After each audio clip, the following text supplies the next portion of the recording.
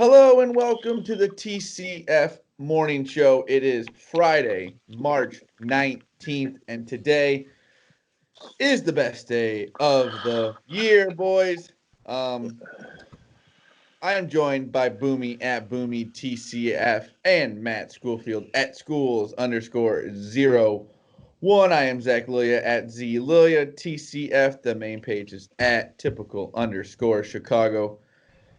And this morning, we'll have to start off with the Bears signing Andy Dalton to a one-year deal, $10 million. We'll get into that briefly. We're not going to ruin the day with a lot of talk about that, but we have to address it, talk a little bit about it, and then we will get into what I was saying, March Madness Round 1 preview, the best day of two of the best days. We have basketball today at about 11 o'clock. The game starts. 11:15 first tip. Yep. And I think the last game tips off a little around. It'll be around 9. Usually like 9:30, 9:40 usually is when it. With overtimes and stuff like that, it'll be around 9:30 or so. So you can watch basketball from about 11 to 11, maybe even later tomorrow, boys. We'll get into all of the first round games, and then we'll end the show with a quick wacky web story from Boomy. Instagram, Facebook, follow us on there at Typical Chicago Fans. Go over to YouTube, type in Typical Chicago Fans, subscribe to the YouTube page, and then wherever you get your podcast from, just type in Typical Chicago Fans. You will find us on there. Also, go to typicalchicagofan.com. That is where all of our blogs will be going to. It's where we're going to be blogging. Maddie had his first one yesterday. Awesome blog breaking down March Madness. I mean, that was an amazing blog. Also by Pigoy. And then I'm also just going to be throwing up like the morning shows and wherever you can get them from on there. So it's a little bit easier if you want to go over there every morning. That is typicalchicagofan.com. Boomy will be throwing up all of our standings from our ESPN Tournament Challenge TCF group. We had 45 people make a bracket. That is awesome. So we're going to have $450 up for grabs. We're still going to figure out kind of what we're going to do with it. We may do a little bit more for second place because really and truthfully, we did not think we were going to have people We went from 7 entries last year to 45 this year. So a little bit of a jump for us. Which is awesome, though. We love it. We're really excited about it. But we're going to maybe change it up a little bit. So then second and third place maybe is going to get a little bit more just because, like you said, we didn't expect the numbers, but we love it. We love it. And shout out the creative names, Sinkers and Floaters, taking off just the podcast segment. So I like that one. And that was not us. I want to make that point. It was not one of the three of us. It wasn't Pigoy. It wasn't Gamer. So there you go. One of our loyal listeners. That is awesome. But also 26shirts.com, Chicago Boomies always got them in the back. If you want a shirt just like that one, 26shirts.com, Chicago. You go over there and use the promo code Typical Chicago Fans at checkout for 15% off of your purchase. Again, that is Typical Chicago Fans at checkout for 15% off of your purchase at 26shirts.com. Chicago. We're not even going to get into how we're doing. We're going to get right into this. The Chicago Bears have signed Andy Dalton to a one-year deal worth, I think it's like $10 million, but like $13 million with incentives. And then today they they release Kyle Fuller because of cap reasons, I guess. I don't know. Why would we want to have a guy who's a Pro Bowler? Has been playing pretty well, but we're going to get rid of him because of money, but we're going to sign Andy Dalton. We also still have Nick Foles. I don't know what the fuck's going on? Okay. At this point, I gotta just. I'm not gonna the Russell Wilson stuff.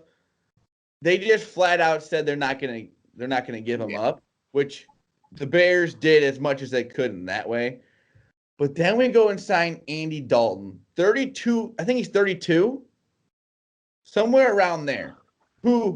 Where's the plan here? We're gonna have him for a few years, maybe be average and not even be close to drafting a franchise quarterback in the draft because we're just gonna keep being average. Yeah, I don't get it. This makes no sense to me. I have so many just when this Dalton news came through yesterday, I literally just I wanted to put my fist through a wall immediately, and then I wanted to put my head through a wall, and then I wanted to throw my body through a wall because it's like this team is so fucking incompetent, and it's getting to the point where, like, if you're not a gambler, if you're not into fantasy, and you're not over the age or under the age of 18, what fucking reason do you have to watch the Bears? Honestly, you have no reason. What enjoyment are you going to get? Because frankly, there's so much other football you can watch.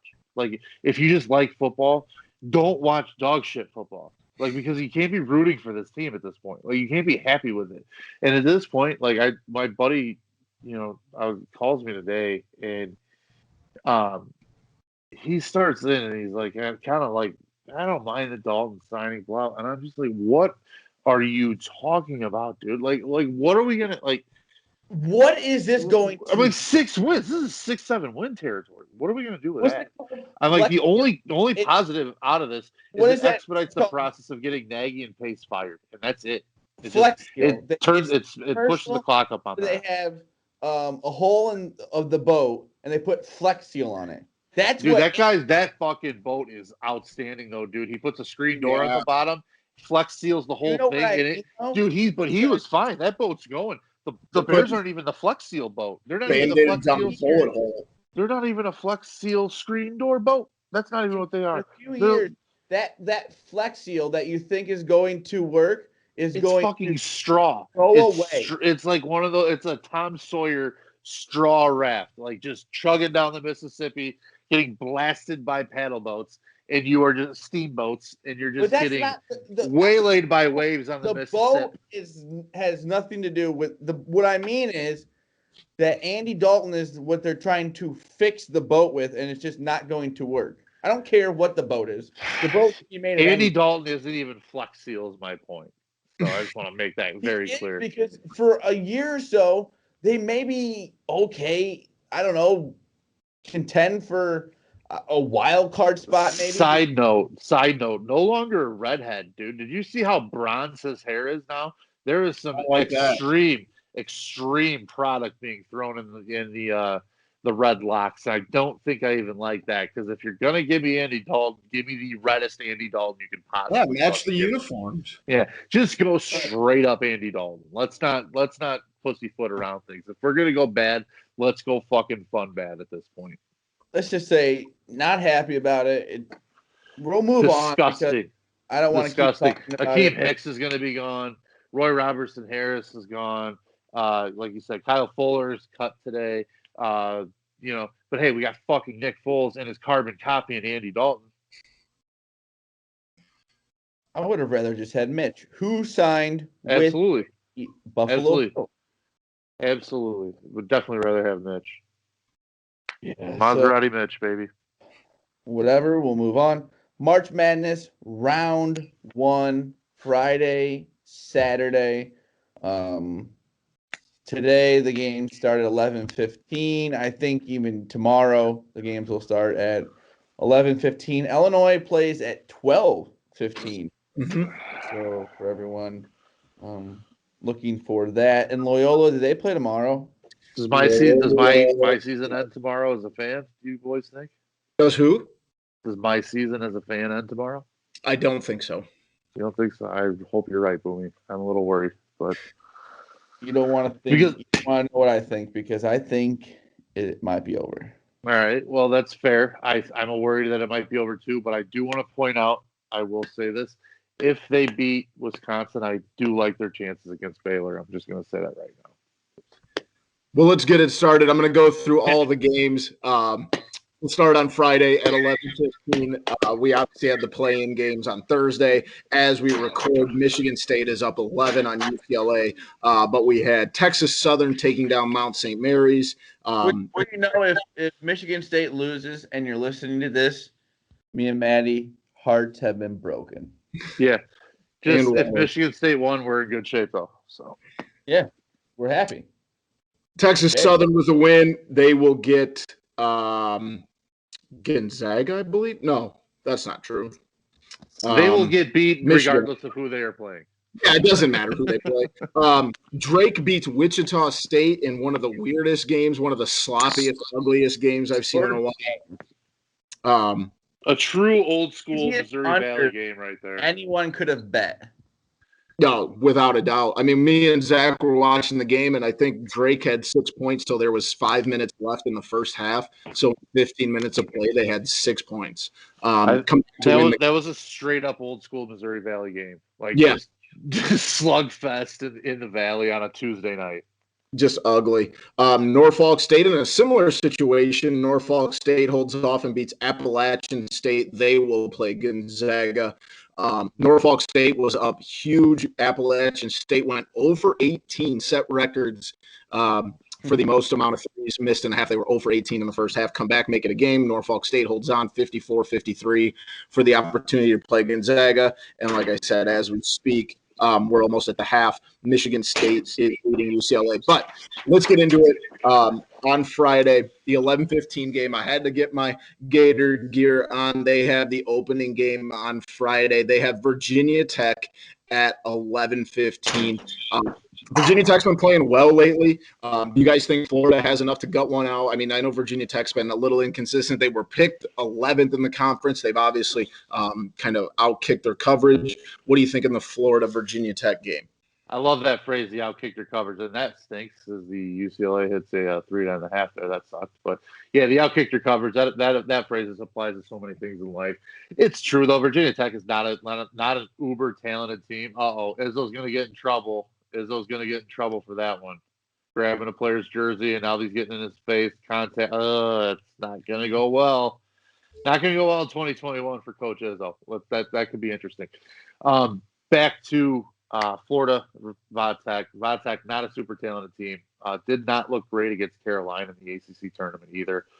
Had a little bit of a lead with a really sloppy Carolina team and let them right back into the game and ended up getting beat. So not like they're riding a super, riding a wave into the tournament either. So I like Florida. I couldn't agree. Obviously, I have my gear on. I got to take Florida right now. They're getting a point, so I'll take Florida. Zach, what do you got on Virginia Tech, Florida? I think it's going to be Virginia Tech in my bracket is what I'm saying, but I don't know. I think with what was the star player that they lost? Deontay Johnson. Yeah, I think that's just tough. They battled back throughout the season. I just think Virginia Tech will win this game. No offense to me.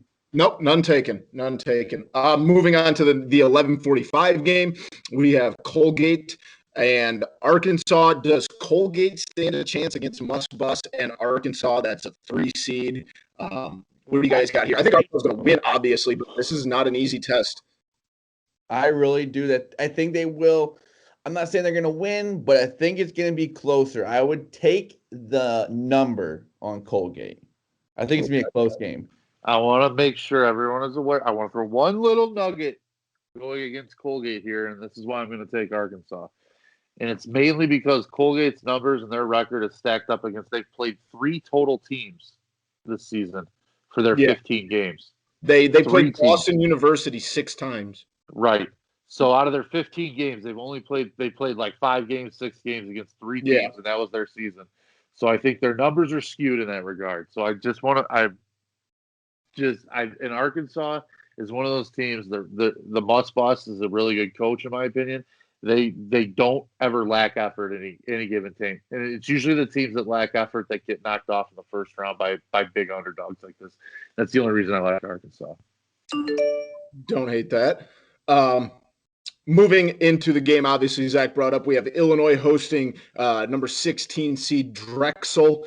Obviously, I don't think this is a year we're going to see a number 1 seed go down. I think the top 4 teams are a little too top heavy. But what do you guys think about Drexel covering 23 points? Is there a chance that happens? I don't think so. I honestly would take Illinois. I think it's going to be one of those games that they're gonna blow them out. I think this Illinois team is ready for a big run in the tournament, and I don't see it being close. I could be wrong. I know it's a big number, but this Illinois team, they want to make a statement first game. I agree with Zach. Illinois is buzzing right now. Yeah, I do, always worry a little bit about a 1 seed getting off to a slow start. Obviously, you go from playing, Iowa and Ohio State last weekend, and now you got to play Drexel.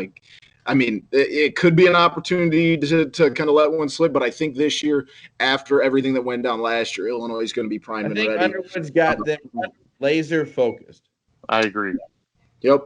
Moving to the following game, 12:45, we have Texas Tech and Utah State. Texas Tech, a 4-point favorite. Mac McClung. I think Texas Tech is going to win the game. I think they're going to cover 4. The Big 12 is just so – I know you might not see great nights out of Mac McClung, but I think Texas Tech is getting a little bit too much heat. Everybody's picking Utah State. What do you guys think? Zach? You want me to go? You can go, Manny. All right. I can't stand Texas Tech at this point. I'm drawing a blank on their head coach. Texas Tech? Bard? Yeah. Baird? Chris Bard. Chris Beard. Yes, Jesus, I'm total blank there. I cannot stand Mac McClung though. And every time I've watched them play this year, that guy's laid a giant egg. And I know there's a ton of hype. I know he's like kind of a freak athlete and all. That team is not what they were last year, and it seems like every time I watch them, it became more and more apparent to me. So I like Utah State to watch a lot of Mountain West basketball. It's a tough conference, a lot of good teams. Yeah. Is night in, night out. There's 4 or 5 teams that could have won that conference, and I think Utah State's just got a lot of talent. They're going to be able to hang with them. Zach, what do you got? I think Utah State money line. That may be my first big upset in a way. I don't hate it against it because I don't know. I'm not that big a fan of Texas Tech. I think that, and I'll look it up to double check, but I think Texas Tech, and they do own the advantage in pace, which I think is big in the NCAA tournament. When you can get up and down there. Oh wow, Utah State's actually better. That kind of reads to your point. So I think it's going to be a good matchup. If Texas Tech can play the way they did against some of those Big 12 teams, I think they're going to be okay. But it'll definitely be one worth watching, that's for sure. The 2:00 game, Ohio State hosting Oral Roberts. Obviously, I think we all think Ohio State's going to win this game. 16 points. Can the Buckeyes cover 16? I think so. I really do. I think that this team, just like Illinois, even almost more than Illinois, after losing the Big Ten championship game, wants to go out there first round and make a point. And 16 for a game like this, honestly, not that much. Maddie, you are muted. Sorry about that. I agree with Zach. I think there's a lot of unfounded doubt on Ohio State this year. So I think they played a tough schedule. They beat some good teams and had a lot of close games with really good teams too. I don't think they're going to have any issue. I do want to bring up the fact that the leading scorer in the country plays at Oral Roberts, Max Abmas, Abmas. But I think that Ohio State size and speed. What'd you say? Can I say one thing? Let's hear it. He has not played a defense like Ohio State. Yeah, he hasn't gone up against like EJ Liddell. He's not a great player, but yep, I don't disagree. Baylor, in the 2:30 game, they get Hartford. They are a 25.5 point favorite. That's a lot of points. 25.5. Man, I don't know about that number. I think it's a ton of points. I could be very wrong. But, Baylor coming off a week going through the Big 12 tournament, not going to be the easiest thing in the world to cover 26 points at the end of the day. What do you guys think? I really think that Baylor is not going to cover 25 and a half. It seems I'm sorry. So many points. That's so many points for a team who, say what you want, has not been playing that well. But maybe they're also trying to make a statement also. So this is all of these games, these first round 1 seeds are so tough because that's so many points. Yeah. And that's why I say I like a game like Ohio State, because 16, that's not as many as 25 and a half or 26. Like, that's so many points, but with just... It is, but let's not kid ourselves. Like, at the end of the day, those teams should be beating those 15 seeds by that many points. If you're up that much, you don't know who's in the game. Right. Agreed. I agree. But let's move on to the... cover that, too, and just beat them by 40. That's what these number 1 seeds could do. Exactly. It's definitely a fine line there. Moving into the team that would face Illinois, should Illinois finish off their first round game, Loyola, Illinois, and Georgia Tech. I'm with Maddie. We talked about this on the show the other day. I think Georgia Tech's going to win this game outright. I don't anymore now with Moses. I don't anymore either. COVID has. Did I miss something? I think 2 players, right? Oh, well, the ACC Player of the Year's out. Oh, yeah. Well, I missed that. Yeah, most not playing. I'm going to stick with everybody thinks now that their best player is out, Loyola's going to. I'm sticking with them. I'm right. You can go down with that ship. I'm pushing Sister Jean's wheelchair into that stadium, baby. That can't be safe that she's going to these games.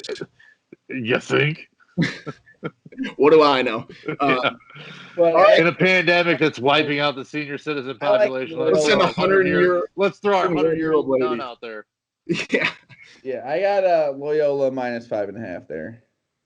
Let's move on to in the same bracket as Illinois and Loyola, Chicago, Tennessee, and Oregon State. Oregon State, a month ago, no one would ever have imagined seeing Oregon State in this tournament at all. Oregon State was bad. This upset, boys. I like this upset a lot. I don't. I do. Tennessee is going to rout Oregon State. We'll see. I don't know. I'm going Oregon State. It's the hot hand.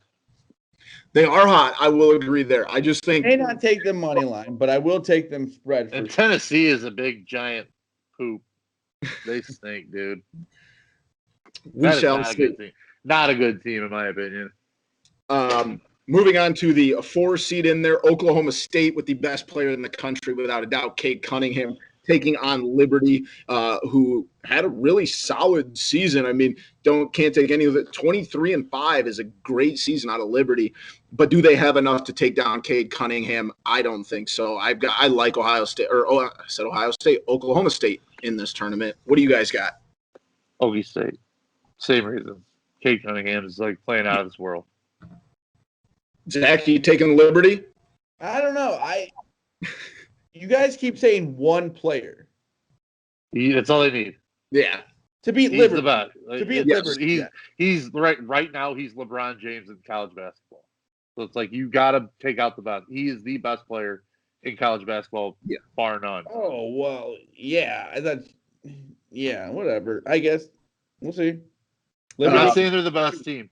I like Boynton. I think Boynton's a really good coach. He's got that team playing really well. They got other shooters. They got bigs. On a team that relies on one player. Dude, they also had 2 other guys make like second team all conference. They're not solely a one player. I mean, like they run as he runs, obviously. But if I'm gonna put my chips not behind one guy, I want the best. And it's just, I don't know. That guy's playing like out of this world right now. They're a much better team. I watched them very early in the season. Was not impressed with Oklahoma State, but they're starting to come together, like you said. North Carolina, Wisconsin. Can North Carolina take down a above average Big Ten team? I think so. I like North Carolina here. I'm not convinced on Wisconsin. Go Wisconsin. Let's go with that. I knew that was coming. Didn't see that one coming. Wisconsin money line. Let's go. Yeah, didn't see that coming at all. Roy Williams. Oof, let's go. In the 2-15 matchup in that bracket, we have Houston taking on Cleveland State. 20 is the number on Houston. I think Houston's a very good team. I got them making a nice little run here. But Cleveland State's no slouch. Their coach has been there, I think, 3 years, and they went from like a 3-win team when he got there to obviously now winning the Horizon League and taking on Houston, which there's a lot of question marks around. Can Houston get over that hump? They've been good for a while, but can they get over that hump and get themselves to an Elite Eight or a Final Four? Obviously, seeding-wise says they should get to a Final Four, but what do you guys think? I do not think Houston will cover that number. And it's a big number for a team like Houston, but we'll see. Maddie? Yeah, I'm not big on Houston either. I like Grimes. I think he's a really good player. I don't think Kelvin Sampson just – I don't know. Yeah. I don't know. That's all I got. I don't have much to say about that guy. I think he's just going to find a way to lose at times, and it's why I don't ever pick them to do very much. So I'm not going to back him here either. Yeah, he's had obviously some struggles later in the tournament throughout his career. Moving to our next matchup at 625, Purdue and North Texas. Purdue minus 7.5, the mean green. Obviously on a lot of people's radar. Does anybody have North Texas pulling off the upset in the 13-4 matchup? Maybe. I don't know.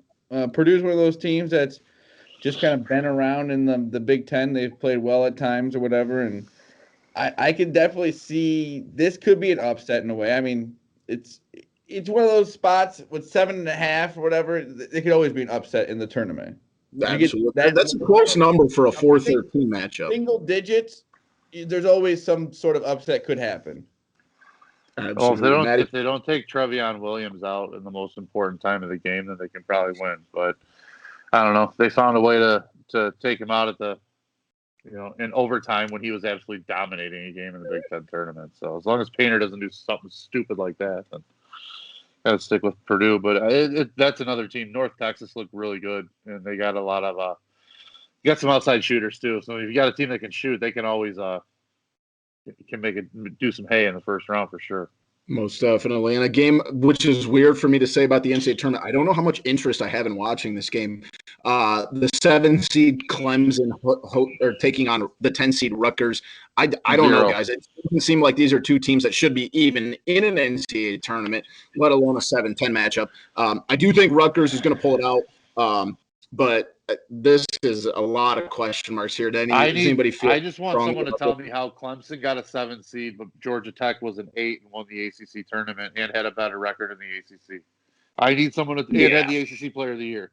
Somebody needs to please tell me how Georgia Tech's an 8, but Clemson's a 7. And they were hot early, but they fizzled off a lot in February. A lot. I mean, Georgia Tech won the conference tournament. Yeah, and got a lower seed. And Clemson lost in the first round of it. Yeah, makes no sense. Anybody think that Clemson's going to help? Zach? I mean, who knows? This is just an ugly game. Yeah. This game stinks to me. A game I am intrigued in because I feel like a lot of the public likes Syracuse because obviously they've been there. They've done that. They are the 11 seed taking on San Diego State. I love San Diego State here. I think a lot of the public's going to be favoring Syracuse. Either of you guys like Syracuse in this one? I guess, like you said, maybe they can find some magic there, but San Diego State would probably be the smart pick. I think so too. Maddie? I love San Diego State. Yeah. They're a really good team. They were really, really good last year. Probably going to be a top 2 or 3 seed last year before the end of the tournament or before the tournament was canceled, and brought most of their talent back. And now they're 6. They just didn't have a spotlight on them because they just played their conference basically. So they play like 11 p.m. every night. Yeah, the Mountain West is not. It was very good this year. A lot of good teams. It's going to be really good next year too. Absolutely. So I really like San Diego State. The 13-4 matchup, we got West Virginia taking on Morehead State. Morehead State had an incredible year in the Ohio Valley, 23-7. Do they have enough to compete with West Virginia and Bob Huggins, who have struggled here in the last month or so? Does anybody got Morehead State taking the upset in the 4-13 matchup? I don't know. They're going to be fun to watch at least, but I don't know if they'll win the game, but we'll see. Maddie, what do you got, buddy? It seems like the Ohio Valley's always got a team that's going to cause a little havoc. So I'm going to go with Morehead State in the first round. Don't hate that. Like I said, West Virginia fizzled out a little bit, but, Bob Huggins, you never know what he's going to bring. And the last matchup of the day, an 8:57 p.m. tip-off. A huge upset alert here, and this does worry me. I do have this team. Winthrop is the 12 seed going against Villanova. Winthrop has one loss all season. Villanova is down at least one starter, possibly two. But I do feel like a lot of the public's going to see Winthrop and think that there's a good value there. What do you guys got? Do you think Villanova can kind of steer the ship in the right direction with as much as they're missing? No, I think Winthrop's going to win. I like it, Matt. Yeah, I got Winthrop. I think Villanova's been really just uninspiring at most times this season when they've needed to win. And you lose Connor Gillespie. I mean, that's your heart and soul right there. That guy's a different animal, and you lose him. It's not easy. Let's move into the Saturday games. 11:15, we have the 5 seed Colorado Buffaloes taking on Georgetown -6. Can Georgetown continue the run that they were on in the Big East tournament? I think not. We talked about this a little bit. Anybody think that Georgetown's going to continue this miraculous run that they've been on in the last 10 days? I don't. I do not think so. I think Colorado will win. I think it's going to be the public play, but yeah, I just think, and we talked about this a little bit the other day. Colorado doesn't get much shine. The Pac-12 doesn't get watched in the Midwest and on the East Coast. Colorado's a good basketball team, and I don't know if Georgetown even they won the conference tournament, but not a good Big East, not a good Georgetown team. I think Colorado's got a good shot at covering that 6. I like that a lot. 11:45, we have one of my favorite teams in this tournament, Florida State taking on UNC Greensboro. Florida State -11. I love Florida State here. I think Florida State's going to make a hell of a run. But UNC Greensboro does have a couple players. What do you guys got? I think Florida State. Maddie? Yep. I have Florida State. I have a future on Florida State to win it, so I like them a lot. Just too much size, I think. Too much size, too much speed.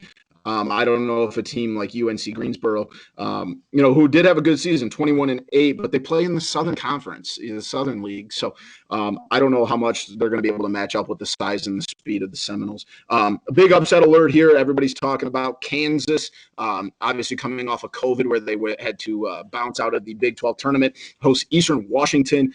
Kansas, a 10.5-point favorite. I know somebody here's got to have Eastern Washington taking this upset, right? It's me. Yeah. Zach, what do you got? I think Kansas will win, but I don't know if they'll cover the spread, but I don't think that they'll be upset. Yeah, I think they're too well coached. I do think a lot of the public perception is that Kansas isn't going to be able to pull it out, which I like to look at the public's view on it. I think that Kansas is got it. Maddie, make your case for Eastern Washington. I just don't think Kansas is all that great. Not at least what they've customarily have been talent-wise. Sure. Eastern Washington can score. I think you got a team that, like I said, I like to go after underdogs that have the ability to put up points, because that's usually you're not going to beat the good teams in a slugfest. Usually you're going to end up getting somebody hot, it feels like, one of the hot shooters or whatever. That's usually what I look for. Moving on, 12:45, we got LSU and St. Bonaventure in an 8-9 matchup. Do the Bonnies have enough to take down LSU? I'm taking LSU. I just think the SEC is a better conference. I think LSU is a better team. What do you guys got? LSU. I'm with you. Matt, you on the Bonnies or are you? I took the Bonnies. I don't really have a feeling on this game though much. I did take them in my pool, so I'll ride them here. We'll be quick on this one. The 116 Michigan, Texas Southern. Michigan 26. I still don't think they're going to cover 26, but obviously they're going to roll this Texas Southern. Does anybody think that Michigan's going to be able to cover 26 points? We just talked about that with Baylor. That's a ton of points. I do not think so, no. Yeah, probably not. Another big upset alert, Creighton. The 5 seed hosting UC Santa Barbara. A lot of people are talking about, UC Santa Barbara being, capable of taking down the 5 seed Creighton, who has struggled lately, and obviously all the stuff they've gone through. But I don't. What do you think, fellas? I think Creighton's going to pull this out. I do too. It's going to be a close game. Like I said, it's a 7-point spread, but I think Creighton will end up winning the game. Matt, what do you got, buddy? Creighton getting their doors blown off by Georgetown in the Big East title game was concerning to me. So I'm going to go with Santa Barbara. Don't hate that. The 2:15 Alabama versus Iona matchup. Can Rick Pitino pull off the upset? I don't think so, but Alabama 16.5-point favorite. Alabama, that's a lot of points. I do think Iona is going to cover that. But I think Alabama's still a very good team. Anybody got Rick Pitino pulling one? Oh, that's a bad phrase. Pulling off the upset. We don't make it either. I do not. I got Iona in a cover, but not a win situation. Not a win. Game I love here, the 6-11 matchup, USC and Drake. I love USC, but I think Evan Mobley is just a dog, and Drake coming out of playing in the first 4. That does, that's got to be talked about because there is a possibility that a team that plays in the first 4 can kind of get it rolling here. What do you guys think? Does Drake have a chance against USC? No, I think USC is rolling right now. I think Evan Mobley is a much different player than anything Wichita State was throwing at Drake. We'll put it that way. 100%. The 2:15 matchup, Iowa and Grand Canyon. Iowa minus 14.5. Grand Canyon can fill it up.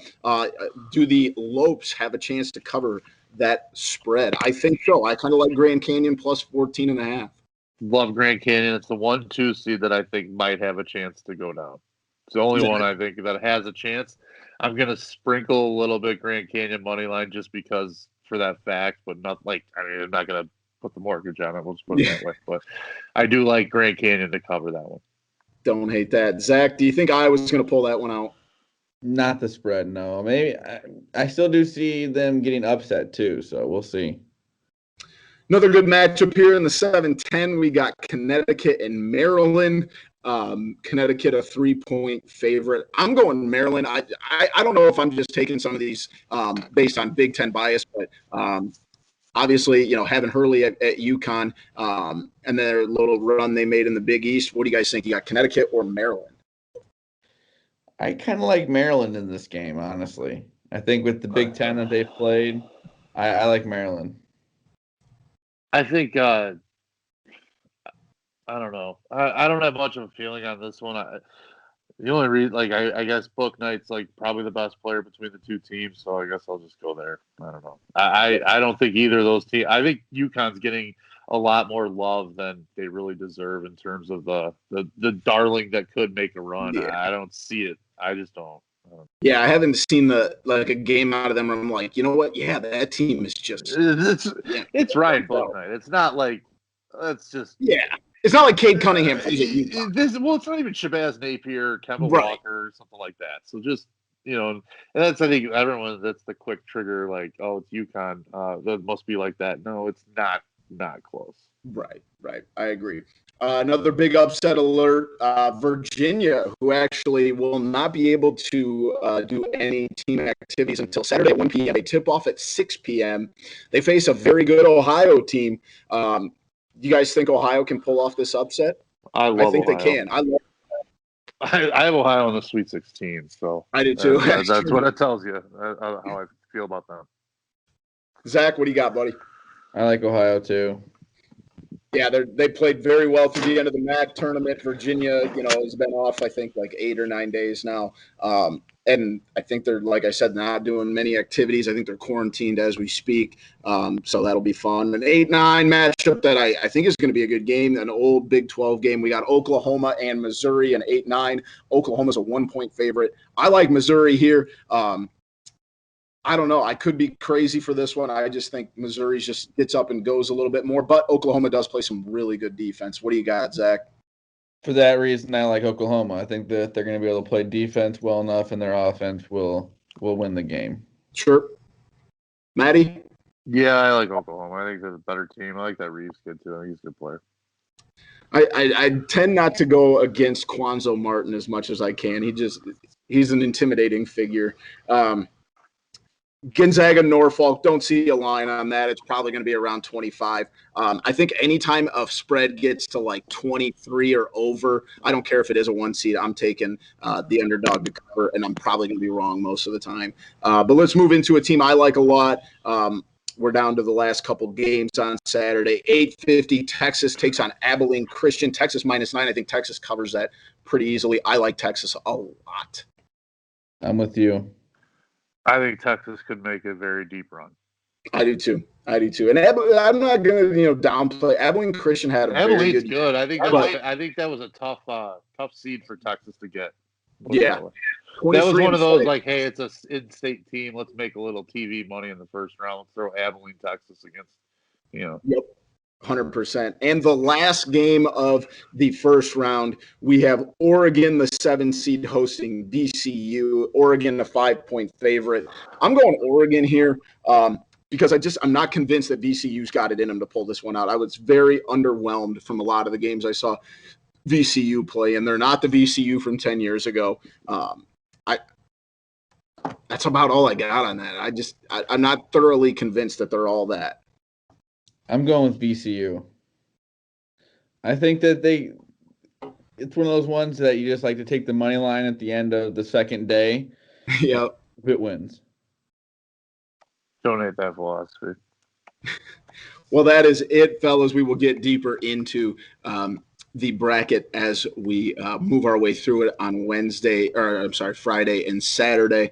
And then it's going to be weird. Games Sunday and Monday. I don't know how I feel about that, but hey, a little bit different. But like I said earlier, can't complain. We got the tournament back. We didn't have that last year. So yeah, and then if you're listening to this before the games start, you still have until 11 o'clock to join the ESPN Tournament Challenge TCF group. Yep. $10 to join. We have around, I think it's 45 people right now. 45 entries. We probably have about 38 people. You're allowed up to 3. Okay. So check out the tweet. It's pinned to the top of the page, Facebook, for ways to get in. If you got any questions, shoot us some messages. But, yeah, if we can get to 50, that'd be awesome. Get this thing to a $500 pot and roll from there. We're excited about that. We will be putting out a blog probably after the first and second round, just kind of getting the standings out there because, like you said, there's a lot of money up for grabs on this, so it's going to be fun to keep up with, and we'll keep up with it on the podcast and the morning show. But Boomy, do you have a quick wacky web story for us? I sure do, guys. And kind of a feel-good story. We want to run ourselves off into the weekend on a good note. A couple in Florida moved to a neighborhood last year in Cape Coral. And they moved there like right at the beginning of the pandemic. So they didn't get to know any of their neighbors for like a year. So now things obviously are starting to ease up a little bit. We can smell spring and summer around the corner. They wanted to get to know their neighbors a little bit better. What better way to do it? They had like a stand set up for their neighbors to come and meet them, and they offered them free beer. So if you've moved, you don't know your neighbors, or whatever the case is, this couple proved that there's no easier way to do it than offering them free beer. So as the weather gets nicer and you get out and you want to get to know your neighbors because you've been locked in the house for the last 12 months, free beer goes a long way. So it's very true. I like that. Zach, I think this is a great way. I mean, you've been in the neighborhood for over 6 months now. I don't know if you know all your neighbors. We can set up a little lemonade-esque stand at the end of the driveway and let people swing by for a cold can.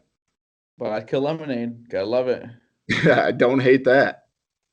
But post show, Bulls blow a 23-point lead to the Spurs. It was like a third quarter lead, honestly. But not playing well. Blackhawks not playing well, lose again. Both Bulls and Blackhawks since the All-Star breaks have not been playing very well. So that's not good, along with the Bears news that we talked about at the beginning of the show. But that has been the TCF Morning Show, Friday, March 19th. I've been joined by Boomy at Boomy TCF and Matt Schoolfield at schools_01. I am Zach Lilia at Z Lilia TCF. The main page at typical_Chicago. Instagram, type in typical Chicago fans. You'll find us on there. Facebook and Instagram, sorry. And YouTube, type in typical Chicago fans. Subscribe to the YouTube page.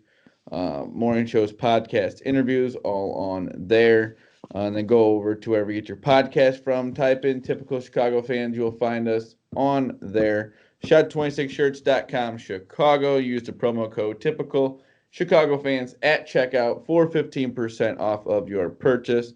Again, that is typical Chicago fans at checkout for 15% off of your purchase at 26shirts.com Chicago.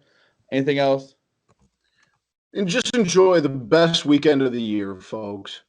Yeah. This has been the TCF Morning Show, Friday, March 19th. We love you all. Peace.